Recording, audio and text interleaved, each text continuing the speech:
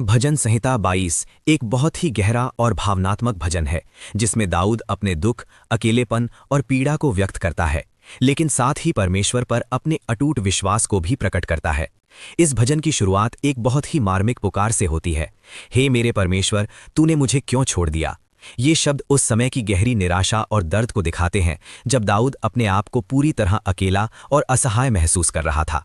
फिर भी वह परमेश्वर को पुकारना नहीं छोड़ता, बल्कि दिन रात उसे पुकारता रहता है। वह यह भी याद करता है कि उसके पूर्वजों ने परमेश्वर पर भरोसा किया था और परमेश्वर ने उन्हें कभी निराश नहीं किया।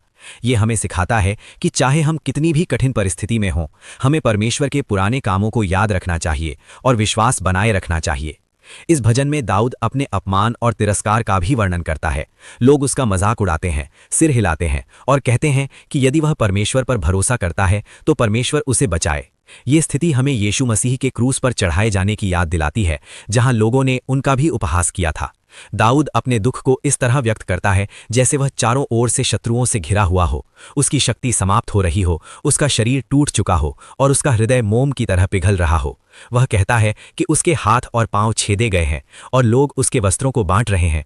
ये सभी बातें भविष्य में होने वाली घटनाओं की ओर संकेत करती हैं जो यीशु के जीवन में पूरी हुईं।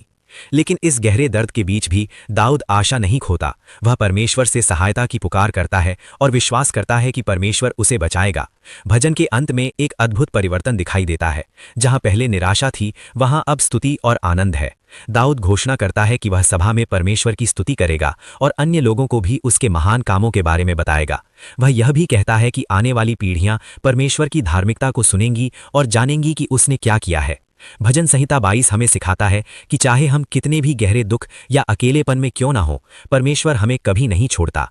हमारे सबसे कठिन समय में भी वह हमारे साथ होता है और हमें बचाने के लिए कार्य करता है।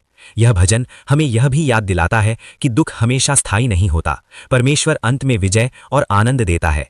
इसलिए जब हम कठिनाइयों से गुजरते हैं तो हमें निराश नहीं होना चाहिए, बल्कि परमेश्वर पर भरोसा बनाए रखना चाहिए, क्योंकि वही हमारी आशा, हमारी शक्ति और हमारा उद्धार करता है। आमीन।